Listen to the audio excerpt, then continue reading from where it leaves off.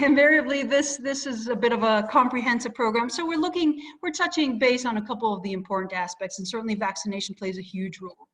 No vaccine is 100% efficacious. You are always going to end up having a few animals that will end up slipping through the cracks. That's something to take into consideration.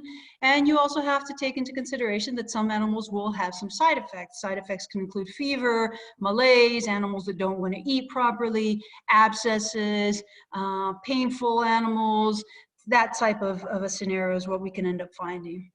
But in general, vaccines do reduce the incidence of diseases and the severity of diseases. So if we're in an area where we have diseases that are endemic, it's a good idea to have a vaccination program for the flock. We also find that it can vary according to either the purpose of the animals or the region of the country where we live. If we're in an area where rabies is endemic, it's a good idea to vaccinate sheep against rabies. If we're in an area where rabies does not appear to be such an issue, then you potentially can get away without dealing with rabies. Also part of the record keeping, if any animals are vaccinated, which animals are vaccinated, when they were vaccinated, and what they were vaccinated for. And I would add to that, if there are any reactions, what type of reactions we had. Again, as I mentioned, purpose of the flock can play a role, and certainly if you've got show animals, that may be a very different scenario from sheep that are being raised in a rural environment where they have no contact to flocks outside of their own flock. So, kind of a way to divide them is what we do prepartum and what we do,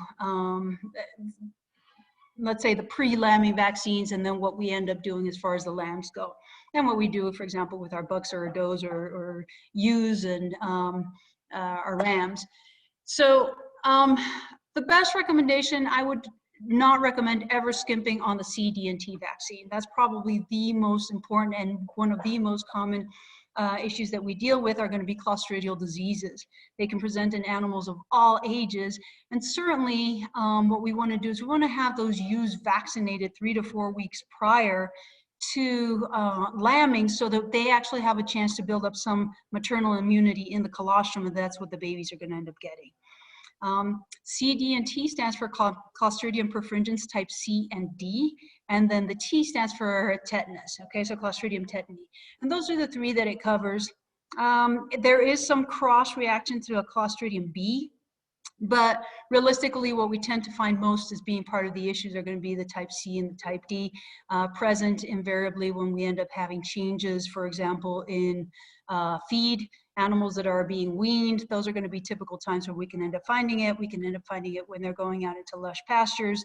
Certainly a very common disease to find. And Clostridium tetani is something that can present anytime we have open wounds. It is invariably more common in areas that are close to horses. So if horses are being housed or stabled on the same property, it's a very good idea to have a Clostridium tetani on hand. Invariably, procedures that we might do like dehorning or castrating also play a role. Any of those open wounds can end up making an animal susceptible to tetanus. There are other clostridial vaccines that you can give. Certainly there's one that's an 8-way vaccine. Realistically, for all intents and purposes, and again, this may vary depending on the region, the other types of clostridial diseases are not as common as the C and D. Not to say that they don't present, but they're less of an issue for us in the sheep industry. And the vaccine is not without its secondary effects. So we can end up having abscesses, fever, animals that go off feed, and certainly if we've got a pregnant dam, that can end up causing some inadvertent issues that we really don't want to deal with. There is another vaccine, the parainfluenza 3 and the IBR vaccine. That's going to be the bovine rhinotracheitis. And that can present a problem as far as neonatal pneumonia goes. So it's not a bad idea if we have problems with pneumonia in our youngsters to go ahead and pre-vaccinate. So include that as one of the pre-lambing vaccines. And what that is, it's an intranasal dose, and it's half the cattle dose that's given. And it will cut down on the shedding, and it does provide good colostral immunity. It's usually fairly well accepted because it is intranasal, so it doesn't have as many detrimental side effects regarding malaise and fever. For lambs, I would definitely recommend, hands down, giving a CD&T vaccine. Again, lambs are going to need that protection when they've got some feed changes taking place. So when they're being weaned, it's definitely a good idea. And as far as weaning goes, there are different management practices when it comes to weaning. Some animals may get weaned as early as 3 to 4 weeks. Other animals may get weaned at about 2 months or 3 months. So it's very hard to just say, well, at 4 weeks of age, go ahead and, you know, treat them for the first time, give them their first shot at 4 weeks of age. If that's not what the weaning practice is, then the best time is to go ahead and plan on giving that first vaccine 2 weeks prior to their being weaned, and then giving a booster at the time of weaning, so 2 weeks later, or shortly thereafter. So 2 to 3 weeks after they've been weaned, you want to go ahead and hit them again to try to prevent the clostridial problems. There are other vaccines, and again, these are going to be based mostly, I would say, on your risk factor. And risk factor can vary not just by region of the country that we're in, it can vary in the state that we're in, it can vary in the region of the state that we're in, or it can even vary from flock to flock. One of the diseases that we run into the most, unfortunately, is ORF, which is going to be your contagious ovine ecthyma. It's not a pretty disease. There's a picture down there at the bottom that you guys can see right here. We can see some of those muzzle lesions, nose lesions, scabs on the lips. Occasionally the ears may be affected, the coronary band may be affected. It's not an uncommon disease to occur in youngsters. Not every single flock has this problem, but once it's in your flock, you've pretty much got it. Unfortunately, stress factors can make this problem pop up, and it's not uncommon for animals in the show world to end up potentially having ORF. And so you end up having a lot of these scabies. They are, for the most part, generally self-limiting. Usually takes about 4 to 6 weeks. But in the interim, these animals can actually go off feed. They can act pretty miserable. It's particularly painful. And so certainly it can affect how much their weight gain is going to be. So if ORF is a problem on the property, first of all, it's not something you want to drag out to a show. So any sort of lesions, any sort of scabs, pustules, whatever, those are animals that just need to not go.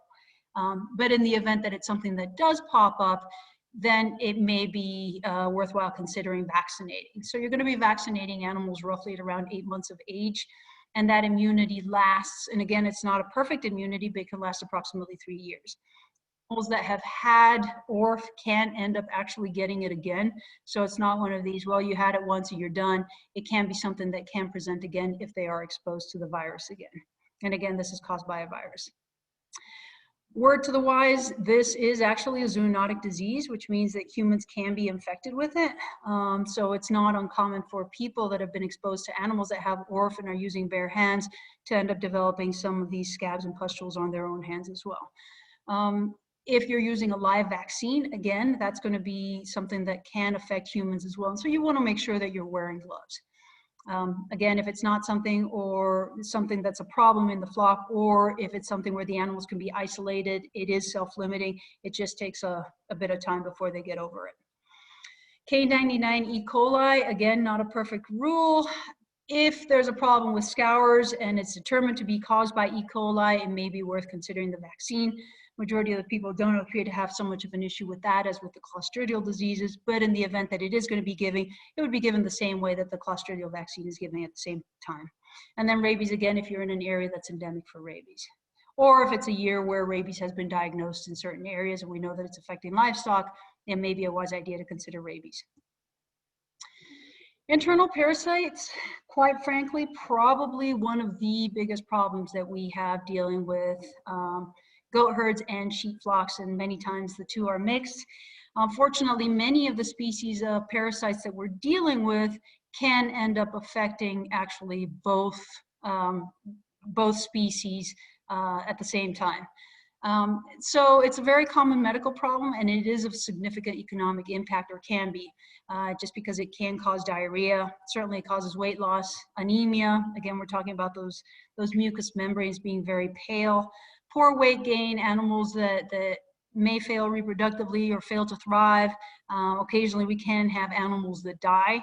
It certainly can affect the milk and the fiber production. So if we're looking at using our sheep for anything other than just being a hobby, it's certainly going to play an important role for us to deal with these parasites. The GI parasites are similar to those in cattle, but are host specific. So again, host specific meaning they don't affect cattle, but they do affect small ruminants. So if we're typically going to be commingling sheep and goats, we are probably going to end up dealing with that problem. For the most part, they tend to cause problems in youngsters. So animals that are less than 18 months are really going to be the ones that are most susceptible. But again, we can have an aging population or animals that are immunosuppressed for any reason and poor nutritional health that can end up being affected by internal parasites as well. So again, parasite controls, as we mentioned with the vaccination program, these are going to vary by region. And it's important to take this into consideration because as far as we go in New Mexico, we happen to be incredibly lucky when it comes to internal parasites. Other areas of the country, areas that have a lot more moisture, areas that have wetter conditions, lush grasses, they tend to suffer a lot more from parasite problems than what we do. So we in New Mexico are still allowed to get away with a few deworming protocols that may not be acceptable on the East Coast. So word to the wise, if you're bringing in animals that are coming from out of state, it's probably a good idea to figure out if they were dewormed, what they were dewormed with, and how the parasites were being handled. Things that can affect our parasite population is definitely going to be population density. So if we tend to have overcrowding, we are going to have more of an issue with those parasites turning into a problem for our animals. Age groups, as I mentioned, youngsters end up being more of a problem, and certainly the type of management. So confined animals that are not population dense tend to do a lot better versus animals that are rotationally grazed. And again, it depends on what that rotational grazing is and how tight a schedule that is. Animals that are free range, again, you're going to have a parasite problem, but depending on the extent of that range that they have, it may or may not be an issue. And certainly time of the year plays a huge role. Unfortunately, there is a lot of parasite resistance that has developed to the products that we use, so we have to avoid using them improperly, underdosing, overdosing, overusing. Those are problems that are going to be more of an issue for us down the road for sure. And then again, it's word to the wise, take into consideration what your withdrawal times if you're using them for meat or for milk purposes. Tapeworms, luckily enough, generally don't end up being a problem for us in ruminants, either cattle or sheep and goats for the most part, unless you have a huge parasite load, okay? Animals that are very young, animals that are susceptible, animals that are sickly, those could end up having more of a problem for tapeworms. Lungworms can end up causing bronchitis. They can end up causing all sorts of respiratory issues. And again, they're going to affect, for the most part, a younger population, 2 to 18 months old. These are probably signs that you're not going to end up missing if you're taking a good look at your flock. So your symptoms can end up including cough, snot, very rapid breathing, difficulty breathing, where you just see like every single breath is an effort. Certainly signs of weight loss and potentially loss of appetite. You could end up having animals that just show up dead. So the advantage of this is that many of the products that we use to treat these animals are also the same dewormers that we use for our roundworms. Probably one of the bigger issues that we end up having, especially in younger animals 1 to 6 months of age, especially when we have a pretty substantial flock, is going to be our coccidia. And that can present as a common cause of diarrhea, and it can end up affecting an entire flock. The problem with this one is that some of those oocysts from the Aimeria can actually survive in the environment, and they can live through a wide range of temperatures. So they can potentially be a little hard to get rid of, particularly if we have a very warm and a very wet season. We're going to end up having problems. Again, animals that are in any sort of a stressful condition, like weaning, shipping, lambing, dehorning, castrating, anything that's handling these animals are probably going to start presenting more problems with coccidia than otherwise. Again, we can kind of lump these together in the sense that if you're seeing diarrhea, dehydration, loss of appetite, weight loss, weakness, ugly hair coats, these are all going to be signs that we may have a parasite issue that we need to address.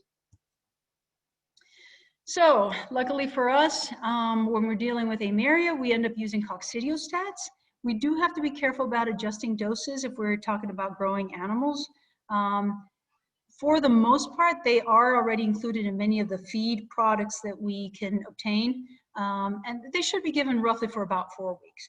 Where we can run into problems is that these coccidiostats also improve the efficiency of conversion, and so they're used for weight gaining purposes, to bring animals into a good condition, and unfortunately, if they're used consistently, we end up having problems with resistance.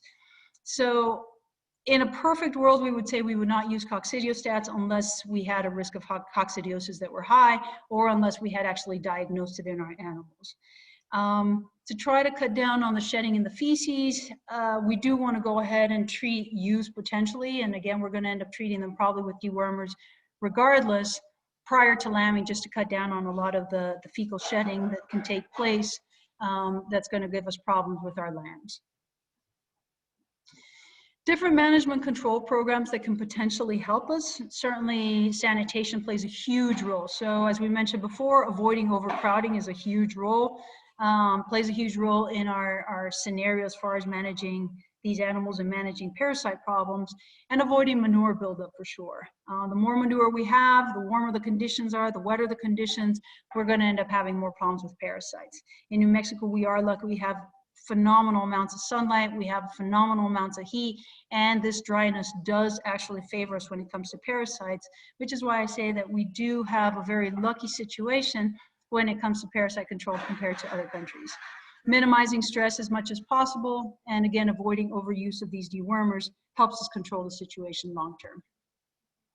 Roundworms, these are probably our biggest nemesis. They can affect all age groups. I'm not sure if, depending on the size of your screen, you may or may not end up seeing the life cycle that I've got down there.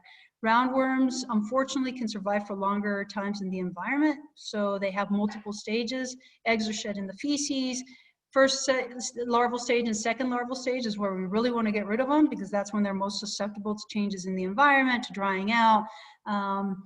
And so that's when we want to get rid of them. Unfortunately, when we get to the third larval stage is when we start having problems, in the sense that they no longer end up being as easy to control. They have a protective layer, which means that they actually become infective. They're ingested by the sheep, and then they go into the fourth and fifth larval stages, which unfortunately can take a longer period of time until conditions are optimal. So infection and reinfection depends on the forage consumption, obviously. So the more that we've got animals grazing and overgrazing, we're going to have larger problems with these internal parasites. And it's not uncommon to have more than one species that's infesting the flock. So again, as I mentioned, resistance to dewormers is a huge issue. And if we are just deworming with one single product, because that's the one that we like and it's worked well in the past, and our grandparents and parents have used that same product, why not go ahead? This is the reason why, because we can end up having resistance problems. There is a little bit of a silver lining. Roundworms do not affect the entire flock the same way. Most animals will start developing a little bit of a resilience and resistance to parasites and can handle a certain parasite load. So only about 30 to 35% of the flock will actually end up being the carriers that end up being infected with or infested with these parasites. So, you know, the idea is to try to treat the animals that are anemic, not wait till they're circling the drain, but certainly when they're potentially starting to struggle, and leave those that tolerate the worm load untreated. And this sounds like a little bit of an odd way to do it, but this is one of the ways that we can try to avoid parasite dewormer resistance. A couple of things that we can end up doing. We can certainly do fecal surveillance, which is where you take fecal samples from different locations, submit them to the lab. The lab looks to see if there are any worms. And in this case, this one down here is a roundworm egg. And they can tell you how big the problem is and how much of a heavy worm burden we have. And if it's heavy, then we may potentially consider treating these animals. That varies a little bit. If we've got animals going to slaughter, obviously we want to have a good weight gain. And so we may end up treating all of those animals because ultimately they're not going to be in the flock for much longer. Pasture rotation works. You can do alternate grazing, so you can have other animals grazing that field. Again, we mentioned that some of these parasites are host specific. And if that's the case, then we can go ahead and put cattle out there, put horses out there. and give them a chance to graze out the field and you know, ingest some of these eggs. They're not going to cause any problems for them, and we certainly shouldn't have any more problems. But we want to allow about 3 to 6 months between rotations, and that's not always feasible. So again, horrible expression, but very true. There are many ways to skin a cat. So we've got different ways that we can manage deworming. The first one is opportunistic, which is where we treat all animals when they're being handled. And realistically, that's probably the one that's done the most. There's also the salvage deworming, which is where you wait to treat the animals that are showing signs of illness. By that point, it may be too late. You may end up losing some animals, and certainly they've already been affected as far as their health goes and as far as their weight gain goes.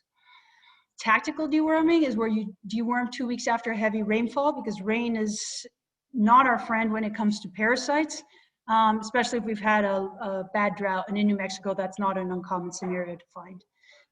And then the suppressive deworming is where you treat the entire flock every 2 to 4 weeks.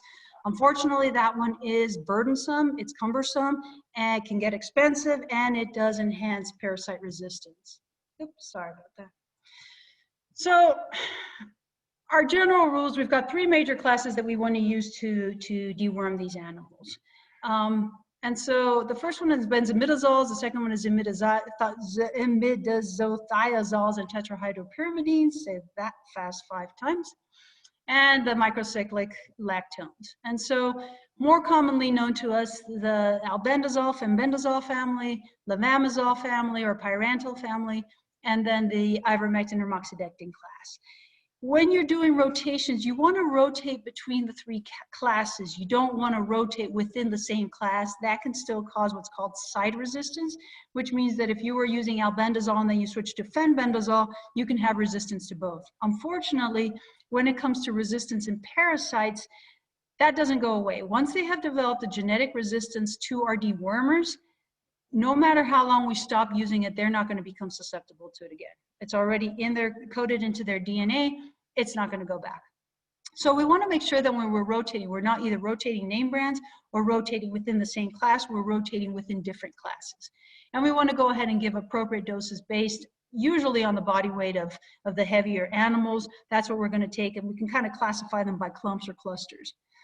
If we're raising both sheep and goats, take into consideration that you want to dose according to the species. Goats require higher doses, which means that if we're giving a sheep dose, we could end up underdosing them. And poron can occasionally be used orally in small ruminants. So just because I wasn't going to leave you hanging with all this information and not giving you something additional to look forward to, here's a protocol that may or may not work. So for example, we might decide that we're going to go ahead and do a little bit of a surveillance protocol. So in fall, we'll go ahead and wait till after our first hard freeze, and then we'll go ahead and treat with either albendazole or fenbendazole. So for example, Safeguard is one of the products. We'll use that for 3 days. After that, we follow up with either moxidectin or ivermectin on day 4, and that should pretty much eliminate all of our larval stages and anything that we have. Then in the winter, we just perform a fecal exam. We make sure that the animals are doing okay. If we have a lot of animals that are positive or our worm burden is not that good, then we go ahead and we treat them the same way that we treated them in the fall. If not, then we just sit tight, don't do anything. And then come spring or early summer, we can go ahead and we deworm them again. So we would begin the treatment about 3 weeks after turnout. And the reason why we would do 3 weeks after turnout is because the problem is not when they are ingesting those larval stages. We need to wait to the point where we're actually shedding something and getting something that's actually going to be affecting these animals. So our first deworming is going to be 3-day Safeguard protocol, where we just do the 3 days of treating them with the same thing. That's at week 3. Our second deworming is going to be 3 weeks after that first treatment. And then our third deworming would be 3 weeks after the second treatment. And then we follow up with a moxidectin or an ivermectin. If we do this, then the next year what we want to do is we want to use potentially levamisole instead of using either ivermectin or moxidectin. So those are a couple of protocols that we can handle. It's not a perfect recipe for every single flock. If you can get away from using a lot of dewormers, that's a good idea. I would never get away from using dewormers entirely. I do think there's a need for them. Otherwise, we can get into a lot of trouble when we end up having heavy worm burdens. So just to give you guys an idea, here's a chart, and we're not going to go through it too much. But we have the different classes, and then if you take a look, there are withdrawal times that should be listed for all of the products that you are using. So you definitely want to make sure that you're looking at how it is that I'm giving this product, how it is, what the dosage is going to end up being per body weight, and what my withdrawal times are going to be. So alternative control methods. Nutrition helps a lot. It helps establish resistance to parasites and resilience in the event that these animals end up getting affected, and that's what we're looking for.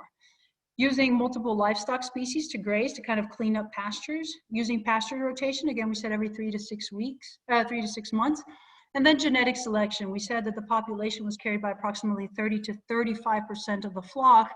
So if we find animals that are not susceptible to parasite, those are the ones that we want to breed for. Or we can determine which breeds may not be affected by parasites as heavily, and those would be the ones that we want to use. External parasites, we're going to go through this fairly briefly. They can play a role, and they are extremely important. Usually, for the most part, they can be seen, but they do create a little bit of an economic loss. So we can end up having damage to the wool and the skin. Animals can become unthrifty, and it can spread quickly throughout the flock if it is uncontrolled and we've got animals that are not in good shape. Not all flocks, again, have external parasite problems, but you can bring in a sheep that's infected, and that's how it can end up spreading to the rest of your flock. Affected animals will rub vigorously, and unfortunately, this can have a tendency to look like scrapie. So that's definitely something that we want to take into consideration. Treat these animals if we can, and then definitely make sure that we've addressed any husbandry issues or animal health issues that we may have. So in a nutshell, after that long talk, a body condition of a flock can give you a lot of information. So you definitely want to check your animals out. Any new animals that come in, you want to make sure you quarantine them. Keep good records. Anything like snot, diarrhea, weight loss, anemic animals, and you guys can see how pale that mucous membrane is right there. Those are all going to be reasons why you would want to look into a program, and you may want to reach out to an extension agent or a veterinarian and see what options are available in your area. Practicing genetic selection for parasite resistance is good. It helps protect your flock long term, and then rotating dewormers and vaccinating are the two things that we would always recommend. Any new additions can be carriers of diseases if we don't know about it, so we definitely want to have a visual and hands-on examination of new animals and keep them isolated. It's a pain to have a separate quarantine pen, but it really pays off when you bring in something that you don't want the rest of your flock to get. So you want to treat, vaccinate, deworm these animals before you even introduce them to your flock to make sure that you're not dragging anything into the flock that you already have. And then you want to go ahead and quarantine these animals in an area that's going to be easy to clean. So definitely not out in the pasture. If you've got something that's something that can be cleaned, rubber mats or concrete or something along those lines, that's going to be your best scenario to try to quarantine these animals. So I don't know if we want to go into questions right now.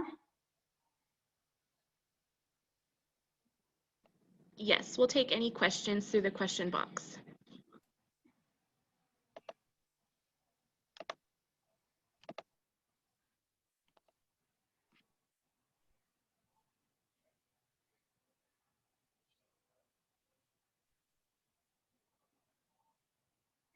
Okay, it doesn't look like we happen to have any questions. Or perhaps while we're waiting. We have a question. With off-label use of dewormers, should we use a higher dosage? That's a good question, and most of the time you can find the appropriate dose even if it is an off-label use. So what I would recommend is that you touch base, for example, with a veterinarian and try to determine what the off-label dosage would be for that animal based on body weight.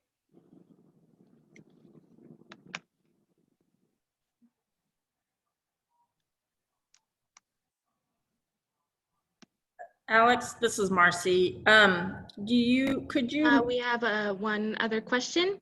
Oh, is it okay to use injectables as dewormers? Injectable dewormers as so pour-on or injectables as oral?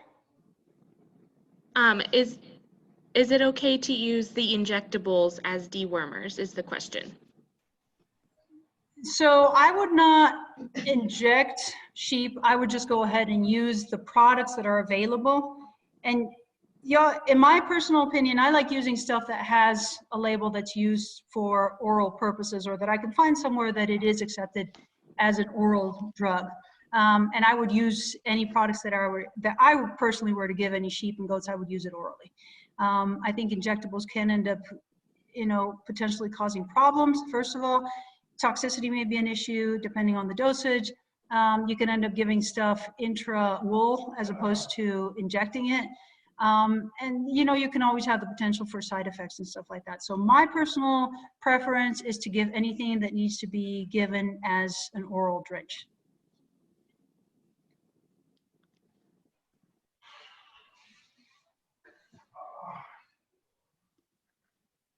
Okay, thank you so much, Dr. Eckhoff. We really appreciate that really informative presentation that you have given us.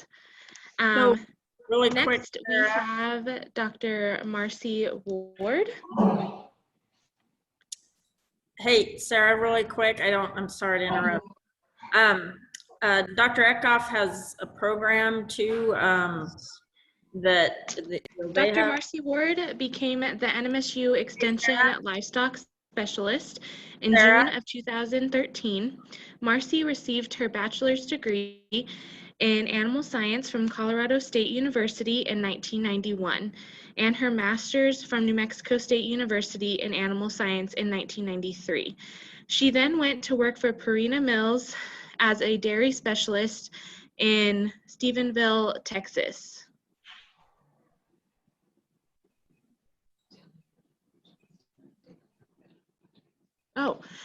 We're going to give Alex the floor back. She wants to give a quick update.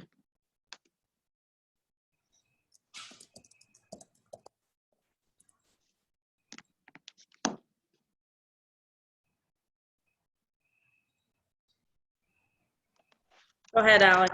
Okay, sorry, my unmute didn't want to work, so I apologize. Real quick, one of the projects that we have going on in New Mexico, and certainly open to anybody, is the Oveja project. What we're trying to do is support the sheep industry in New Mexico.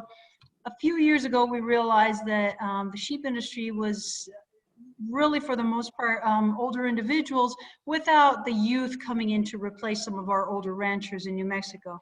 And so our goal is to try to revitalize and promote the sheep industry, which we know is a proven agricultural commodity in New Mexico. As I mentioned in my previous presentation, we know that we can alternately graze sheep and goats with other species, and certainly this is a good use for sheep. They also take up a lot less space, and they're fairly easy to manage. So our vision is to strive for a sheep industry that supports a thriving community of local producers and processors of sheep products. So this program does not just limit itself to flock owners. It involves people that may deal with either buying lamb, processing wool, fiber artists, everybody who's anywhere along the line from the origin of the animal all the way through the finish of the process. And it is a statewide project that supports local businesses and communities, and it helps establish a network of businesses, so it does have a very strong networking component to it.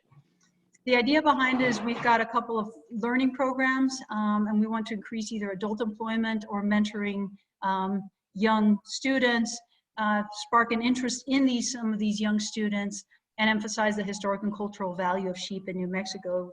And they have a very strong cultural background in this state. It also promotes technical and vocational training and activities, and try to get people involved in ranching again. So one of the projects that we have going right now is the New Mexico Make It With Wool. It is a statewide contest of which garments must be made of at least 60% wool, mohair, alpaca, llama, etc. It is open to all age groups, and you need to register before October 15th. This is all listed on our website, which is theovejaproject.org. The winner would participate in the National National Make It With Wool contest. So for more information, I did include Katie Lenta's information. We do have a Facebook page, we do have a website, and all of this information is available on that. If you have any questions, certainly don't hesitate to contact us. This is our website right here. And these are the people that you can go ahead and contact. If you have any questions, please don't hesitate to reach out to me and I can give you that information. Marcy, thank you very much. I will give you the floor. Thank you, Dr. Eckhoff. For those of you, we also have these recordings available in the next few weeks. So if you guys need to come back to these, we'll give you guys a link here in the next few weeks when we have it. But we'll give the floor to Dr. Marcy Ward. She is the livestock specialist here at NMSU. You're on mute, Dr. Ward. There you go. Sorry about that. So I want to thank Dr. Eckhoff for her information tonight. You can't learn enough about sheep health management. We did a paper looking at putting together some health management calendars, and what I found was in some of the data is that a lot of folks don't vaccinate at all. And so hopefully you guys learned some things tonight, and if you're not vaccinating, that you will begin, because it's definitely worth the effort. So with that, go ahead and get started on my portion of the talk. I'm going to speak to you tonight about nutrition management for sheep. And let me see if I can change my screen. There we go. All right. So sheep are ruminants. They're classified as a ruminant, but they are definitely not in the same category as cattle in terms of physiology. I find it amazing that these animals are built very similar, and they're able to digest forage in the same way with the rumen, but in fact, they are quite different in their makeup in terms of requirements and function.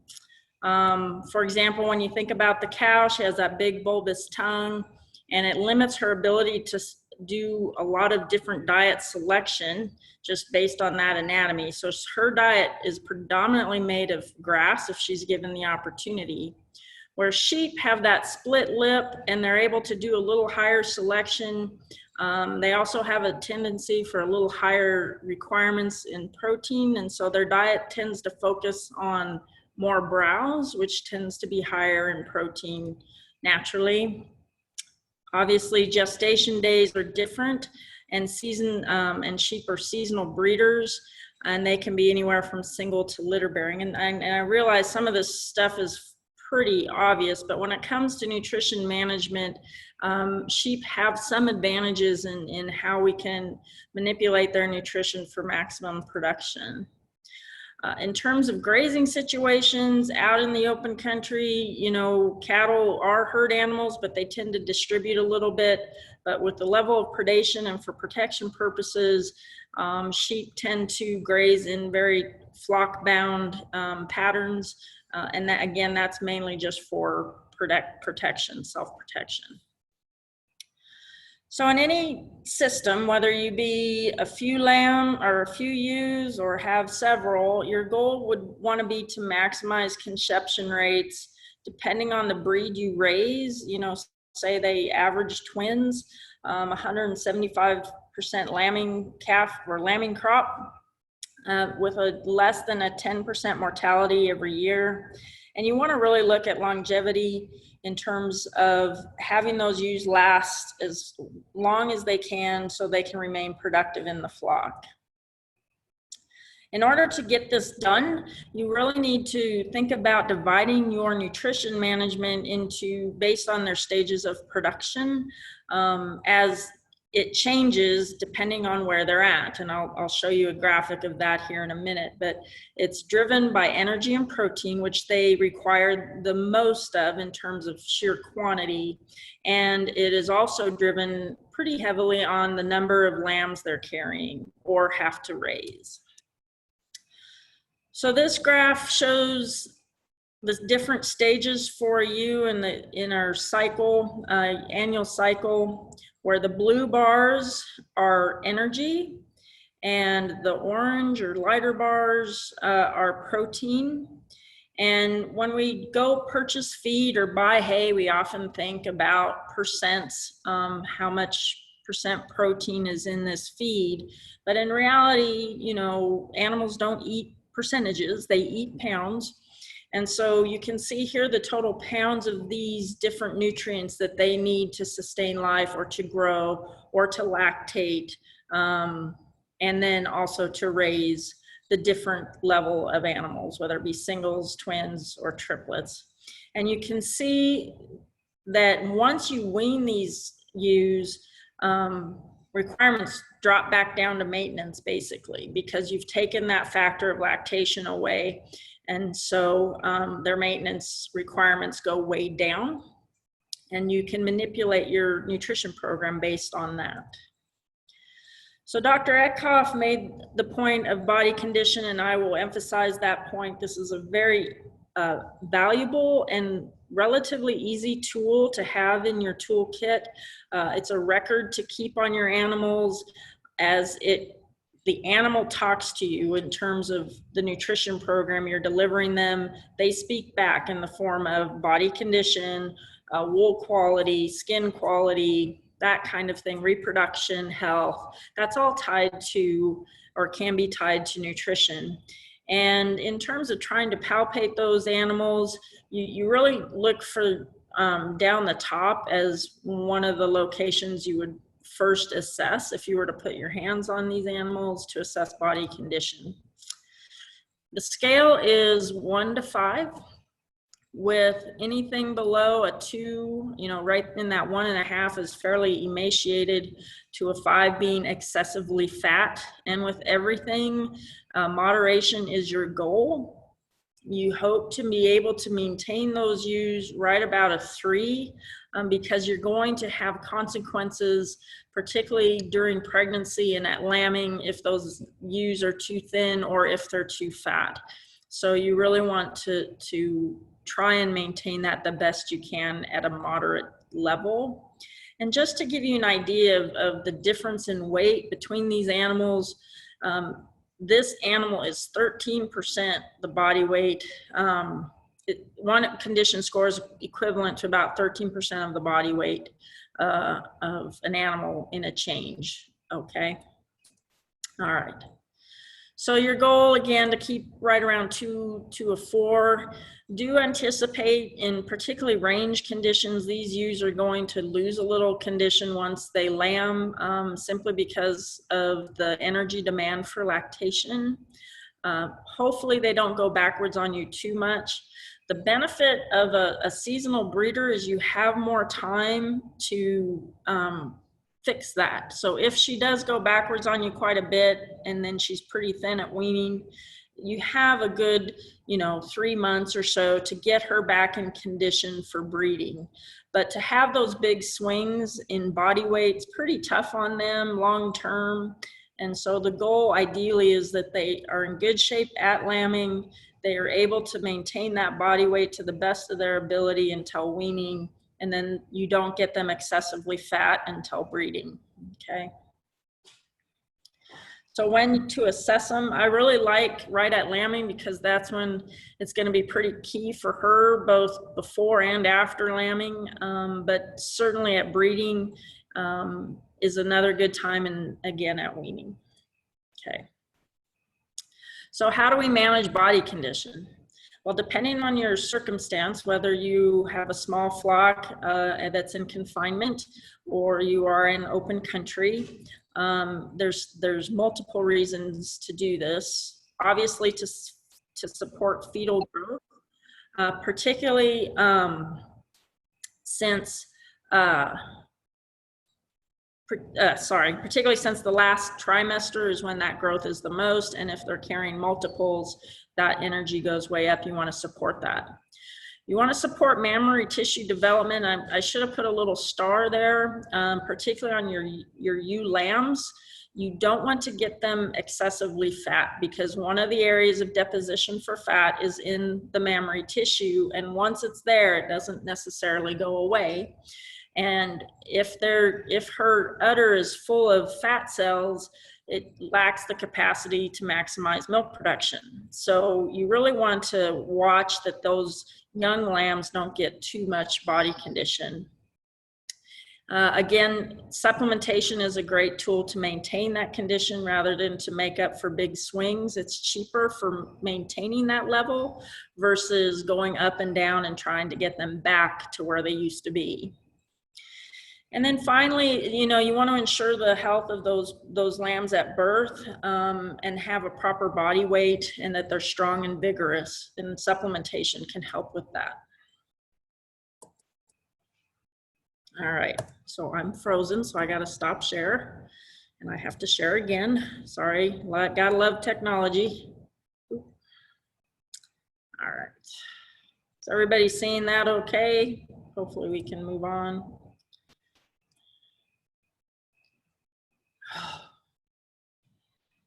All right, bear with me.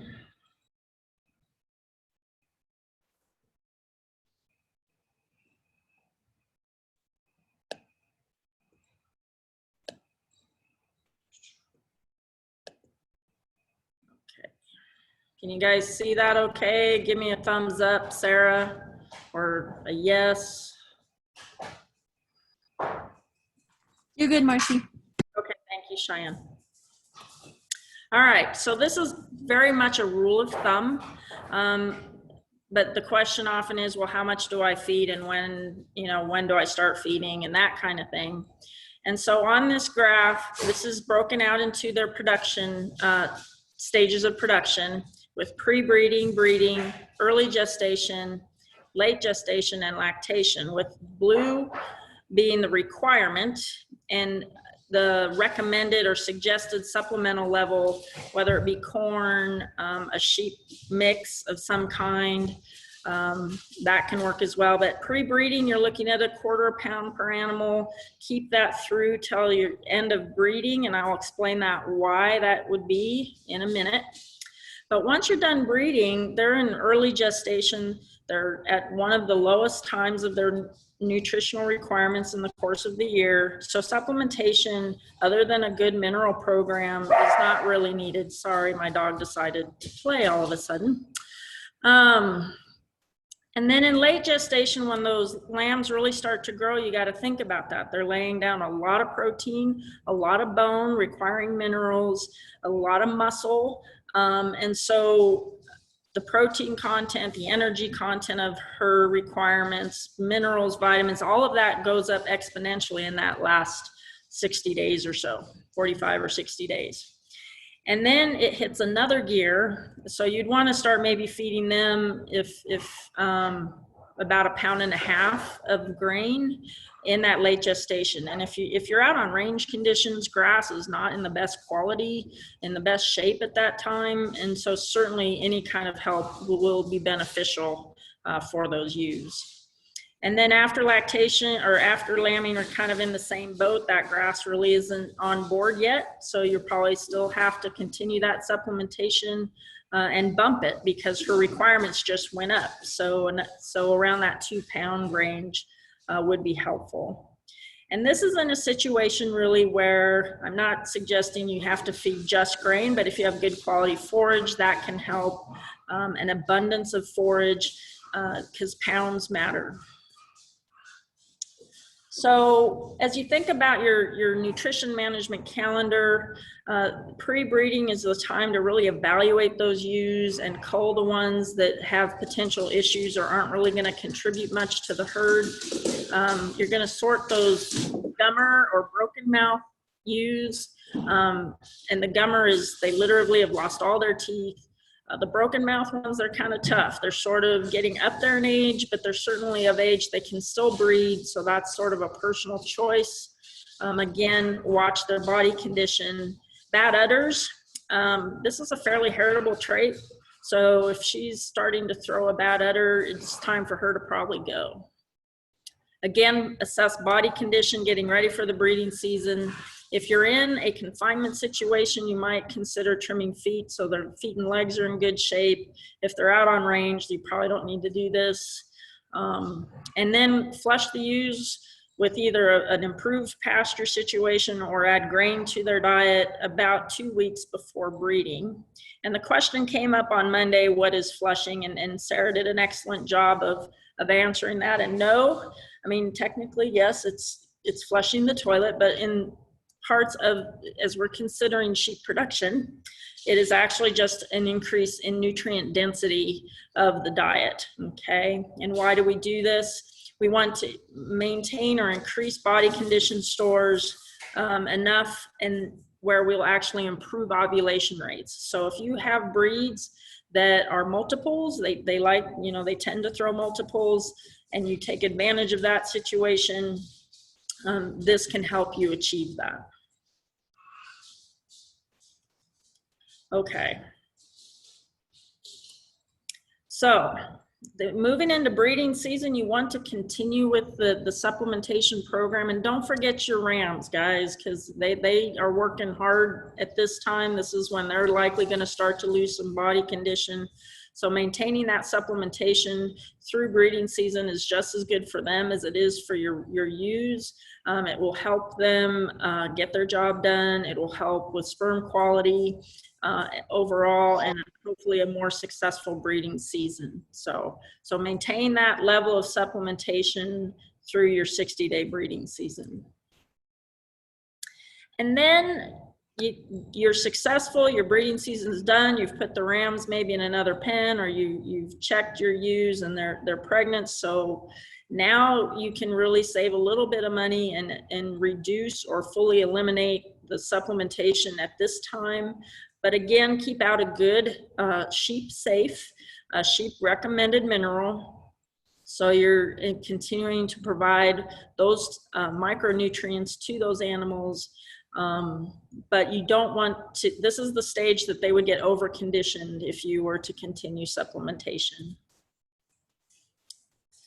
So 45 to 30 days prior to lambing, we got to ramp that up again. And you don't want to just go from 0 to 60. You want to step this up over time with maybe a half, and then 1 and 1.5 and 2, depending on the size of your lamb or your ewes. And then make sure that they have that added energy before lambing, at least 30 days. And why do we do this?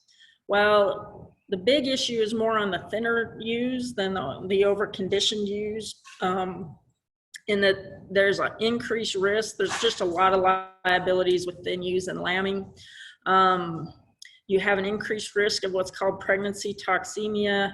This will present itself as a ewe that's down at lambing, or she might actually go out, you know, she's just really listless, lack of energy up until lambing. And then when she goes through labor, that just sort of zaps what's left of her energy. And she needs immediate attention because this can kill her. Her lambs are typically small and weak and has a higher incidence of mortality, okay? The other issues with thin ewes is that there is a known tie between body condition and energy status and the quality of the colostrum she produces, which is, you know, colostrum is absolutely key to get immunity to her lambs. And if it's of poor quality and quantity, the ability for those lambs to be vigorous goes way down. So we want to prevent that. Overall milk production, she won't have the groceries. She doesn't have the tools to milk a lot. And that's the first thing she's going to give up. And so with thin animals, that's one thing that you'll give away. And then again, we've also seen ties to if this animal just didn't feed her lambs in utero very well, if wool is part of your income, it's going to be sacrificed because wool quality tends to go down in these underfed ewes out of her lambs. But then we can share the love a little too much and overfeed ewes. That's common in confinement family flock situations, and they can have just as many issues at lambing as thin ones. Fat ewes are also prone to ketosis. I guess to equate it, they tend to go through almost like a insulin resistance type of thing. They can't bring the glucose into their system effectively. and utilize that energy to get the job done. So these guys might be downers at lambing as well. They will often experience more dystocia or lambing trouble because that fat deposits in the pelvis, and so it reduces that birthing canal physically. These ewes are a little more prone to prolapse, meaning they'll expel their not only their well, they'll expel their uterus, okay? And if you could get it fixed, you need to send her to town because she will likely do it in the next lambing season. So once they've prolapsed, they'll likely do it again. They can have larger fetuses based on genetic opportunities, meaning if these ewes are bred for growth, or they're bred to a ram that is bred for growth, and you provide the nutrition for that growth, you will have big lambs. And so you'll want to be careful that you're not growing these oversized fetuses, because even they, you think, well, big, they'll be more healthy. In reality, they can have just as much risk of mortality. And, it's an expense. So if you have overconditioned ewes, you're really wasting some money there. So just as a quick recap, why these maladies happen, pregnancy toxemia, again, is just an inadequate energy intake. That's why just supplementing with some corn can be very beneficial to add energy to their diet. Ewes with multiple births tend to be at higher risk than singles. And if they should happen, certainly if you have a veterinarian close by, recommend you call them immediately. Otherwise, you want to keep this in your pantry or your barn, propylene glycol. And if you're comfortable with giving an IV, that's ideal. If this is the problem, they should respond fairly quickly and show more energy once that they have access to that energy through that IV. The other thing that can happen is extreme weather events. This is a stress, and stress can trigger a cascade of hormonal response that can also create this ketosis issue. But also, if they're not able to eat sufficiently during this weather event, that too, just in a day or two, can trigger this, particularly in your overconditioned ewes. Milk fever is what's called hypoglycemia. So they're low in their circulating calcium levels, and it is basically caused by not enough calcium in the diet. So again, having a good mineral package and making sure they're getting adequate calcium ahead of lambing is important. Alfalfa is a good source of calcium. You just want to make sure that they're meeting their nutritional needs, not necessarily exceeding it. But you do want to increase calcium slightly up until lambing. And because if you think about it, there's all of a sudden a huge demand for calcium that goes into the udder for the milk production. And they need to have the ability to utilize the calcium in their system to get that done. If it's not there, they tend to crash. And they will show very similar symptoms as as ketosis, where they won't stand up, they're very listless. And again, an IV of calcium gluconate can help these girls out, get immediate source of calcium, and then they should respond very quickly. Either one of these, I first recommend absolutely try and get a veterinarian out if you can, but time is a little bit of the essence with this. And then follow up with good nutrition, right? So clearly she's having a failure in nutrition, and you want to support that or prevent it from happening or continuing to happen. And so now you need to ramp up both energy and calcium in the diet, and a nice blend of corn and a little bit of alfalfa can easily get that done. So now that the lambs are on the ground, think about them. So they really rely on mom for the first several weeks, but they will start to graze or even try and hit some lamb starter. If you leave out a little grain for them, they'll investigate that. And within a couple weeks, they should have a full functioning rumen. There's nothing better for me to see a newborn lamb or calf start to chew their cud, because when you see that, that means their rumen is functioning. They are able to consume the forage, regurgitate the forage, chew it, and break it down even further. So that's just kind of a neat clue that their rumen is functioning. However, there's still, 70+% reliant on mom the first, up to the first 8 weeks of lactation. However, mom's peak lactation, the ewe's lactation peaks out at about 4 weeks. So there's going to be what's called a nutritional gap for that lamb. But the nutritional need for the ewe will kind of peak out when she peaks out in her production at about a month. Okay, so then most operations will wean at 60 to 70 days. So you have another month or so to help that lamb out, to make sure that they're getting adequate nutrition for growth. So one way to do that, and it's optional, but a lot of sheep systems will use creep feeding for 2 reasons. 1, to maintain the growth rate in the lamb, and 2 is to relieve the nutritional requirements of the ewes. And creep feeding, if you're not familiar, it's a special feeder designed to where the lambs can get in these narrower slots, but the ewes cannot have access to that feed. You can fine tune your feeding program as creep feeds are a little higher in protein, usually in that 16 to 18% protein level. You can buy lamb creep feed, or you can have it made.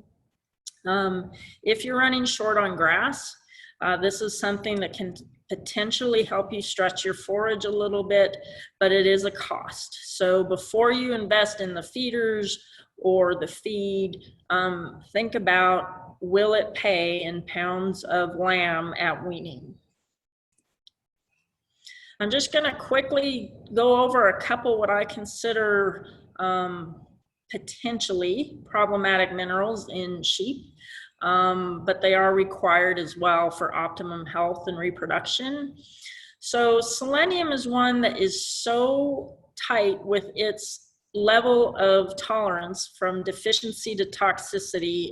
It's actually fairly regulated by the FDA. And so you can have a deficiency if levels in the diet are below 2.5 parts per million, but you can have a toxicity if levels in the diet persist at above 5 parts per million. And to give you a perspective of how much this is, think about 1 million grains of sand, and it takes 5 of those grains to become toxic, and it takes 2.5 to actually meet the requirement, okay? It's an important mineral for immunity, reproduction, and growth. But if you're deficient, and the state of New Mexico has sort of a wide variety. We have areas that are deficient, and we have areas that have what are called selenium accumulator plants. Loco weed is one of them. All the vetches, they tend to like to suck up any selenium in the area. Your broom snakeweed, so it's sort of a double whammy on these toxic plants, that they have their own issues that they present to our livestock, but then they can also ramp up the selenium beyond what we want. So if you're dealing with toxicities, you will see some particular symptoms as related to selenium. We have what's called alkali disease, and basically they'll start to blow their feet, meaning their hooves will start to fall off. They'll start to lose big patches of wool. They'll become very listless. As it progresses, they develop what are called blind staggers. They might walk around like they're drunk, but it's mainly because they can't see. So they've lost the ability to see. If they hit a really hot patch of forage or some of these plants, that have high levels of selenium and it's an acute poisoning, it can cause death pretty rapidly. On the flip side, you have a deficiency, which that's not unheard of here in New Mexico, where you get white muscle disease predominantly showing in your lambs. They will be born weak. They may not live more than a week or two. If you cut these animals open, you will immediately see what caused this, in that they have a very pale, whitish colored muscle, and the heart is included in that, and that's often what they die of, is just a heart failure situation, but then it'll be speckled with little dark spots. The other clues would be a retained placentas in the ewes. They just don't clean out after lambing very well. And then if you just see an overall poor health, immunity across the herd, but it would predominantly show up in the young ones. So quite common practice is you give a shot to all newborns of a product called Bose or Bose. I don't know how you want to pronounce it, but it's equivalently, it's a dose of selenium, and it is also a dose of vitamin E. Those two vitamin and minerals work hand in hand together to prevent some of these issues and to boost immunity. The next one is copper. And I say this with a grain of salt, and I would say this with selenium as well, and sulfur, some of the issues we have there. Animals learn to adapt, okay, based on their environment and what they're exposed to.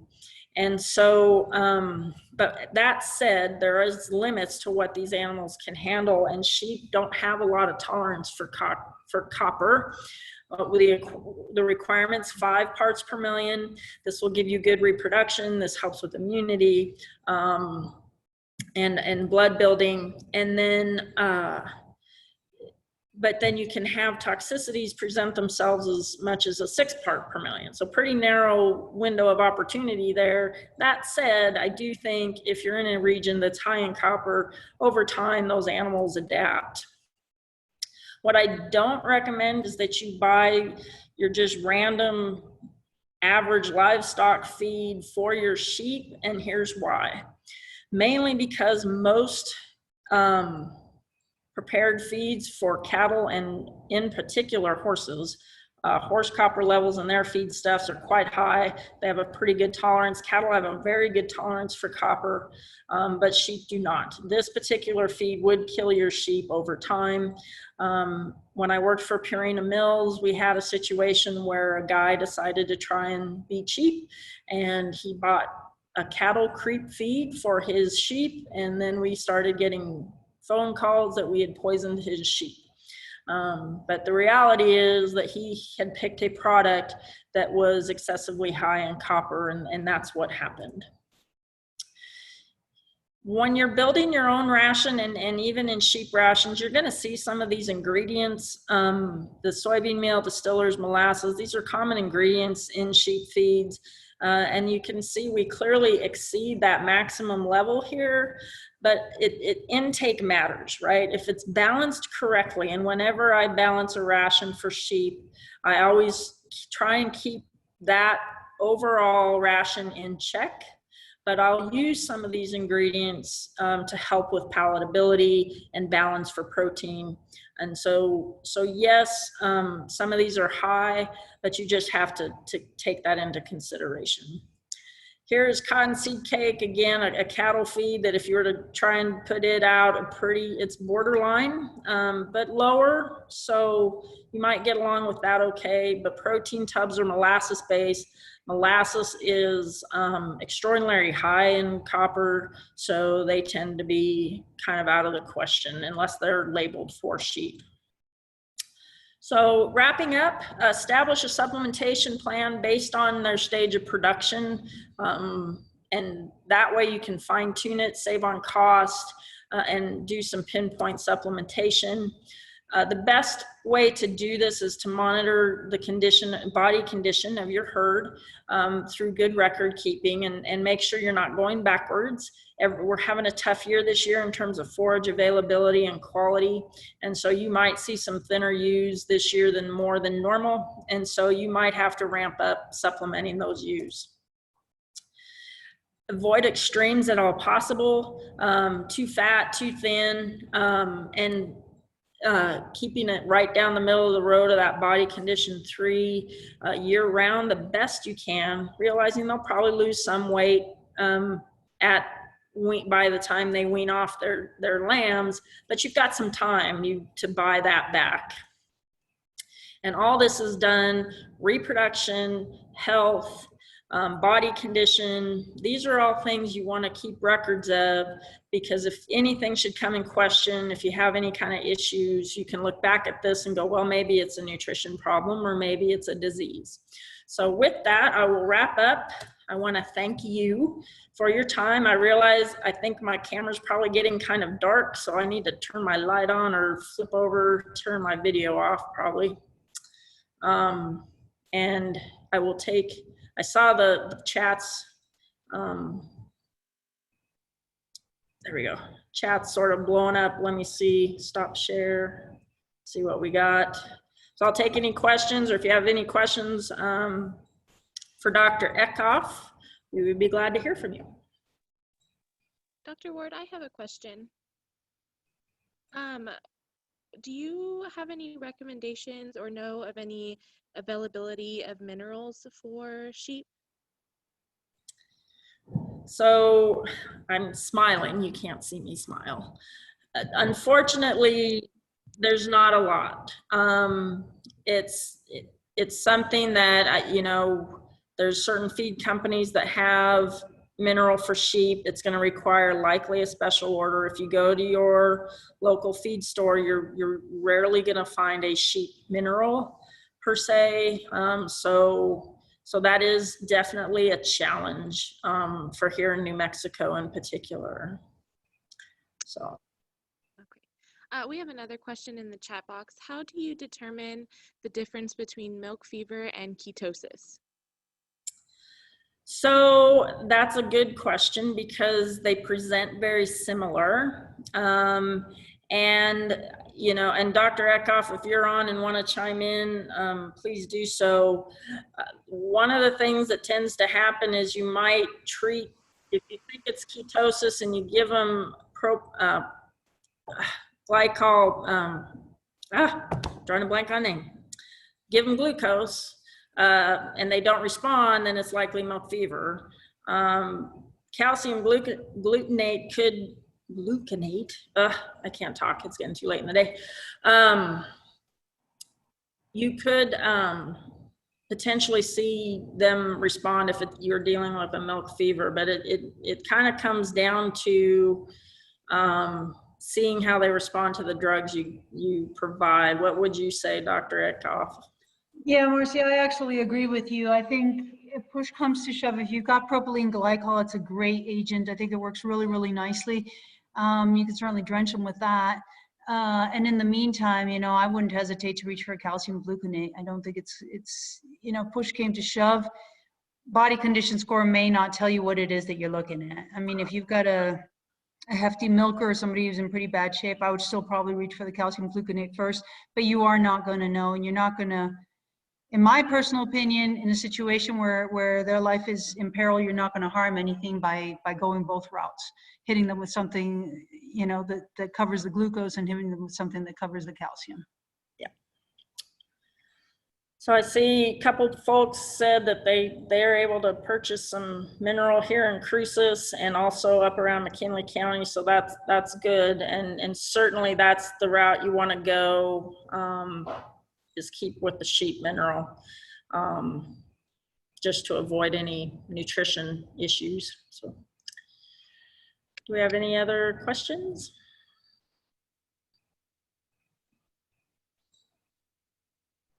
Well, thank you, Dr. Ward, for presenting, and Dr. Eckhoff for also zooming in on us. I just want to mention that our Zoom recordings will be available on the NMSU sheep production page here in the next few weeks. So keep a lookout for that. And also just a reminder, we have our marketing management sheep webinar Friday, again at 6 p.m. We're going to hear from Benny Cox, Mike Korn, and Brittany. So be sure to zoom in on those. And thank you for Zooming with us today. We look forward to seeing you guys on Friday. So if the team wants to stick around, I guess we can visit.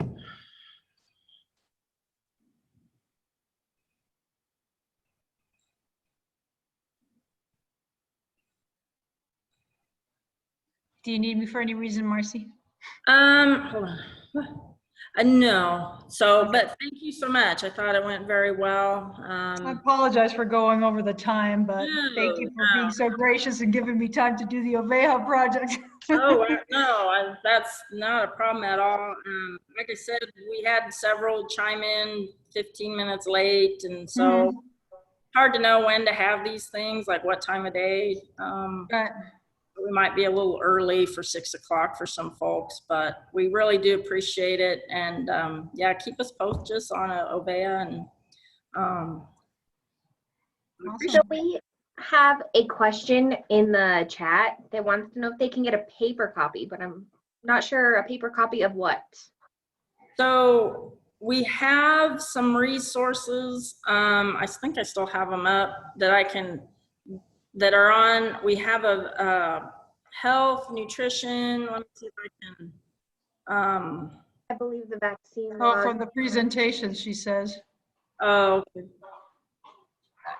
So I think we could probably get that. Are you okay with that, Alex? I mean, I'm fine with it.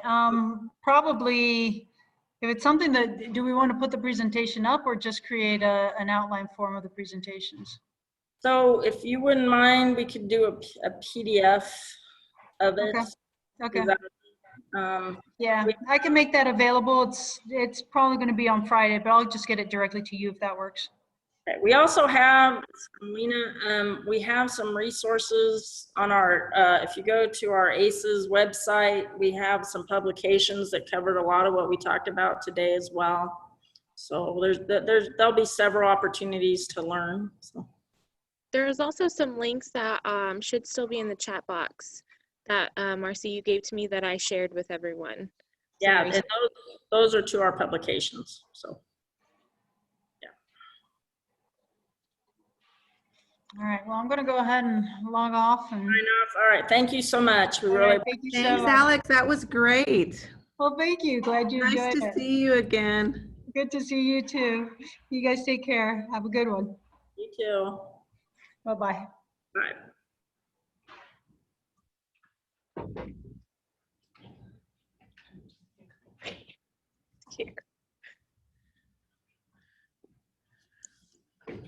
Everything looks like it went good, Marcy.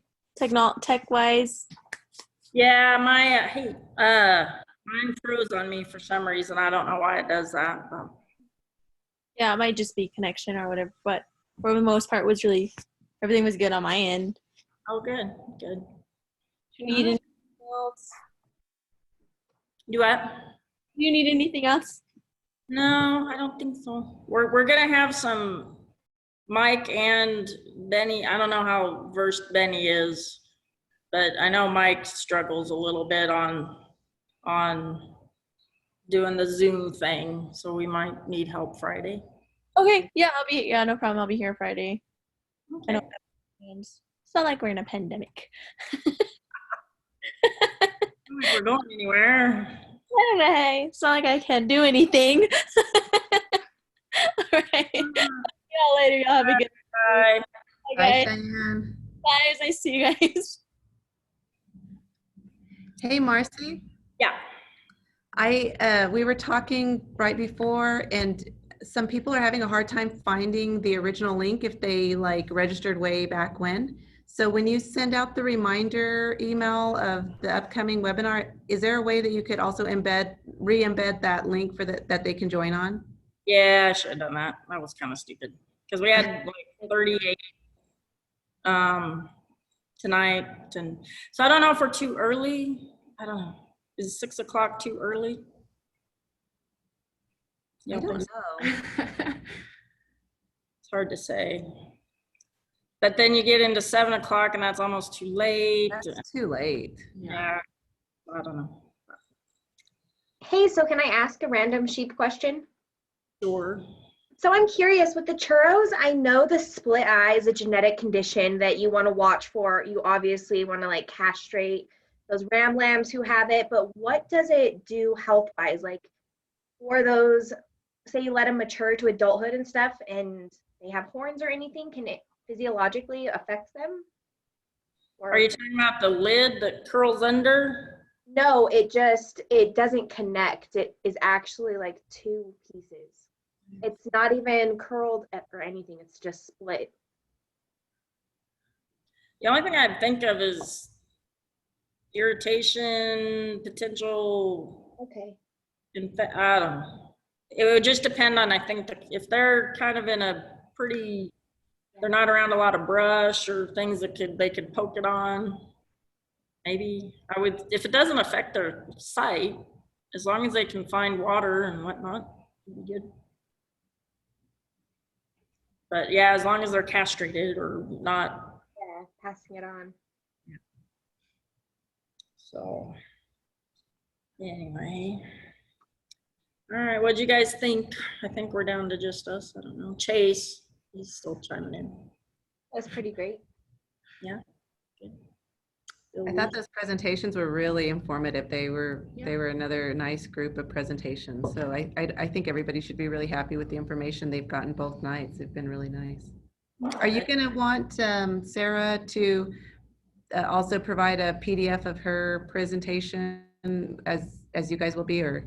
Yeah, as I think about it, I think that's okay. Simply because we could even build sort of a proceeding, not like a text proceedings, but just, so like what Kathy does with Indian Livestock Days, she just creates a booklet of the presentations. The challenge with that is some of those slides may not be self-explanatory, right? But if the bulk of the information is there, we could create a little proceedings PDF that just combines everybody's, and then put that on the website too. Because some people may not have the connectivity to watch, or they, I don't know. So, but in looking through the website, there's still some stuff we have to update on that. So, but I'm getting a lot of requests to view the presentation. I guess I should probably stop recording. And I started recording late. Good catch.